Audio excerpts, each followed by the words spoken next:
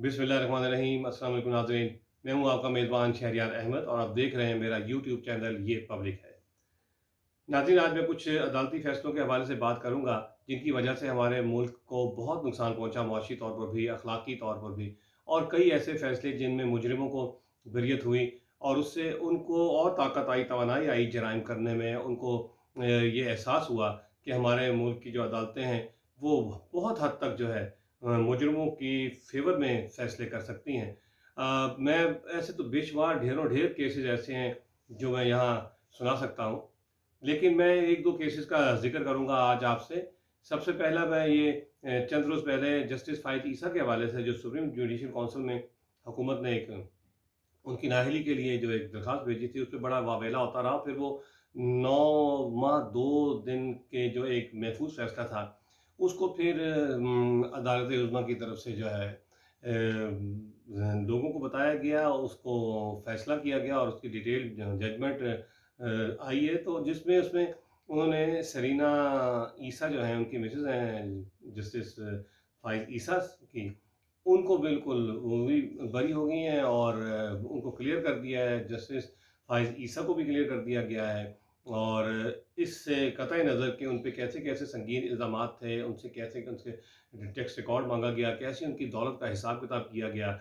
जब किसी पॉलिटिशियन के हवाले से ऐसी खबर आती है कि उसकी बैरून मुल्क नाजायज़ दौलत है और गैर कानूनी से तरीके से कमाई हुई, या किसी ताजिर की, या किसी ब्यूरोक्रेट की, या किसी फ़ौजी की, तो फिर अदालतों के जो फ़ैसले हैं वो यकसर आप देखते हैं कि ज़रा मुख्तलिफ़ नोयत के होते हैं। ये जो 3-4 उसमें बातें हुई हैं इस जैसे फ़ाइज़ ईसा के केस में, वैसे तो वो काफ़ी लंबी डिटेल जजमेंट है, लेकिन मैं आपको उसके हवाले से बताऊँगा। पहले तो उसमें ये कहा गया है कि मुशीर एहतसाब जो थे उस वक़्त, शहज़ाद अकबर और फ़रूक नसीम जो अभी हाल ही के वज़ीर कानून हैं, उनके अहकामात, उनकी हिदायत गैर कानूनी थी। फिर उसमें ये कहा गया है कि वज़ीर-ए-आज़म इमरान खान ने उनके खिलाफ़ केस की तौसीक़ की है, तो इसके संगीन नताइज हो सकते हैं। ये देखिएगा, आप ज़रा सुनिएगा, ये इज़ाफ़ी नोट लिखा है जस्टिस याह्या आफ़रीदी ने। और उसके बाद ये भी कहा गया है कि सरीना ईसा की जो टैक्स रिकॉर्ड है वो गैर कानूनी तरीके के साथ जो है हासिल किया गया। अब इस चीज़ का जवाब नहीं दिया गया कि क्या वो चीज़ जो है, वो जो डॉक्यूमेंट पेश किए गए हैं उनकी गैर कानूनी जायदाद के, वो उसका जवाब क्या है। सिर्फ ये बताया गया कि गैर कानूनी तरीके से टैक्स रिकॉर्ड हासिल किए गए। एफबीआर को उनको कहने के हैसियत नहीं थी उनकी कि वो एफबीआर से मांगते हैं। अब आप ये आप लतीफ़े आप ढेरों ढेर सुनते रहेंगे। कैसा ज़बरदस्त ये जोक है कि एक ज़माना वे भी था कि एमक्यूएम का कुछ साल पहले एक टारगेट किलर था, सीरियल किलर भी, और उसका नाम था सौलत मिर्ज़ा ग़ालिबन। उसकी जेल से एक वीडियो वायरल हो गई थी, जिसने तूफ़ान बर्पा कर दिया था मीडिया में, और उसने बहुत सारे लोगों के नाम लिए थे उसमें कि कौन-कौन इन्वॉल्व हैं। और ये सारे कत्लो गारत में, भत्ते में। लेकिन किसी एंकर ने, किसी एजेंसी ने उसकी तरफ तवज्जो नहीं दी। सारा फ़ोकस इस पे डाल दिया कि जेल से वीडियो कैसे बन के आ गई। मीडिया पे लोग इस पे सवाल करते रहे कि काशिफ़ अब्बासी और दूसरे, हामिद मीर, मैं सबको सुनता था और उनको ज़ाहिर है, आपको पता है कि चमक की होती है तो वो फिर सवाल फ़र्क हो जाता है ना, सवाल बदल जाते हैं। वो यही पूछते रहे कि ये वीडियो कैसे गैर कानूनी तरीके से जेल में वीडियो कैसे बन गई? इस पे फ़ोकस नहीं किया कि वो क्या कह रहा है उसमें। और इसी तरह इन्होंने कहा गैर कानूनी तरीके से रिकॉर्ड हासिल किया। अब अदालतों का क्या हाल है कि आप इस बात का जवाब दें कि वो बात ठीक कर रहे हैं कि गलत कर रहे हैं हुक्मरान जिन्होंने उसका केस निकाला है। क्या उसने दौलत इकट्ठी की और नाजायज़ तरीके से कैसे की, अपने ज़राए आमदन बताए। और आप जस्टिस फ़ाइज़ ईसा को जजेस साहबान कहते हैं कि ये जवाबदेह नहीं है, सिर्फ अपना जवाबदेह है, किसी की अपनी बीवी बच्चों की दौलत का जवाबदेह नहीं है। ठीक है, अच्छी बात है। तो फिर नवाज शरीफ से क्यों पूछते थे आप लोग जजेस हजरात? नवाज शरीफ से क्यों पूछा जाता था कि अपने बेटों का दौलत का हिसाब दो, अपनी बेटी की दौलत का हिसाब दो, अपनी बेगम की दौलत का हिसाब दो? फिर नवाज शरीफ कैसे जिम्मेदार हो गया इस बात का? अगर आपका जज जिम्मेदार नहीं हो सकता तो फिर नवाज शरीफ कैसे जिम्मेदार हो गया? कोई एक फार्मूला रखे ना, कोई एक फार्मूला रखें मोअज़्ज़िज़ जज साहिबान। फिर आप ये देखें, आपने 2 ढाई साल मीर शकील रहमान को एक 34 साल पुराने प्लॉट अलॉटमेंट केस में अंदर रखा। मैं अभी बड़ा खुश था उससे कि चलो यार, बेहतर है, ये माफिया है, इन्होंने मुल्क को तबाह किया।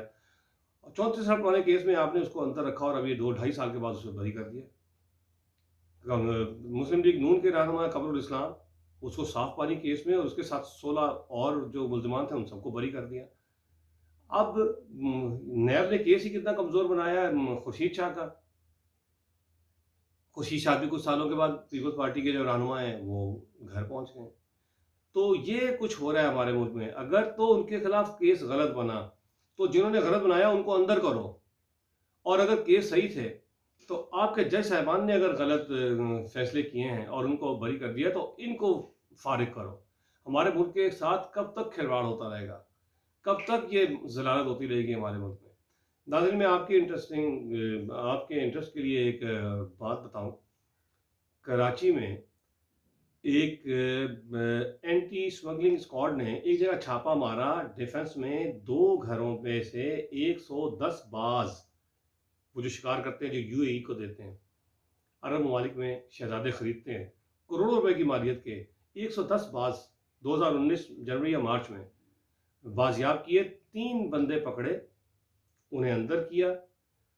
हुआ ये कि उन तीनों बंदों की होगी जमानत। 2 ढाई साल गुजर चुके हैं, 105 बाज, करोड़ों रुपए के 105 बाज मर चुके हैं। अभी वो एंटी स्मगलिंग स्क्वाड वाले उनको दफना भी नहीं सकते जब तक केस का फैसला नहीं हो जाता। उन्हें फ्रीजर में रखा हुआ है। सिर्फ 5 बाज अभी बचे हैं और अदालत में केस चल रहा है 2.5 साल से। और एक और आपको लतीफ़ा सुनाऊं, वो जो बंदे पकड़े गए थे बाज के साथ और जो के मुलजिम थे, वो तीनों मुलजिम जमानत पर रिहा हो चुके हैं। और उससे बड़ा जोक ये है कि जो एंटी स्मगलिंग स्क्वाड के लोग थे जिन्होंने उनको पकड़ा था, उन पर दहशतगर्दी के मुकदमात हैं अभी। अब वो दहशतगर्दी के मुकदमात का सामना कर रहे हैं। मैं आपको ऐसे बहुत सारे जोक्स और सुनाता रहूँगा नाज़रीन। अपना ख्याल रखिएगा। अल्लाह हाफ़िज़।